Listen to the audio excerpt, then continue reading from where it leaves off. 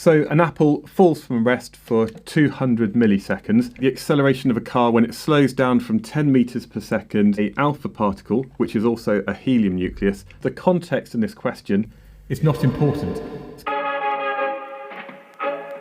My name is Lewis Matheson and I make physics videos for students. I've got a YouTube channel with over 100,000 subscribers and I've been doing this since 2015.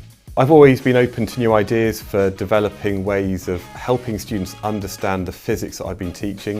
And I actually saw a couple of years ago some light boards being used, I think it was by some professors at MIT when they delivered their online course.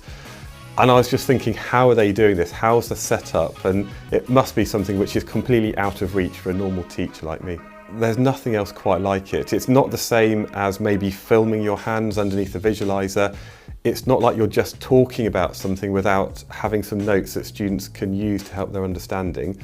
But also it's a bit different to just writing on the board where you often break eye contact with the students. You maybe look at them, you write something and then you're turning your back and they can lose focus. And there's nothing else I've found where you can actually be making eye contact with the people that you're presenting to while still explaining often quite difficult concepts in a way that students can see both sorts of visual information at the same time. And I think that's where the light board technology is something that I don't know another way that you can present this in the same way.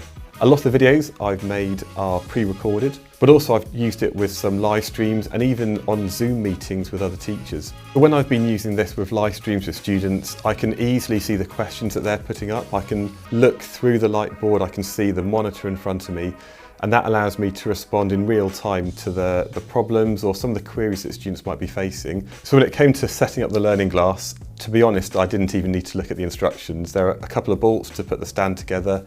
I set it up, there's one place you can put the wire and it just works. It's really intuitive, it's really sturdily built, and actually using it with the existing setup I had with the camera that I use, it was set up within half an hour.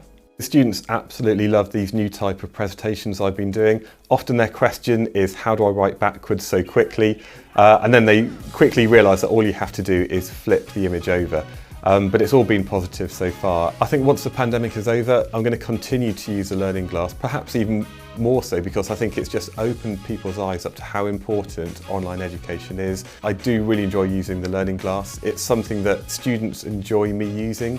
And I think there's so much more it's capable of once I actually find out and improve my own practice and thinking, how can I use this technology to best effect to really help as many people as possible.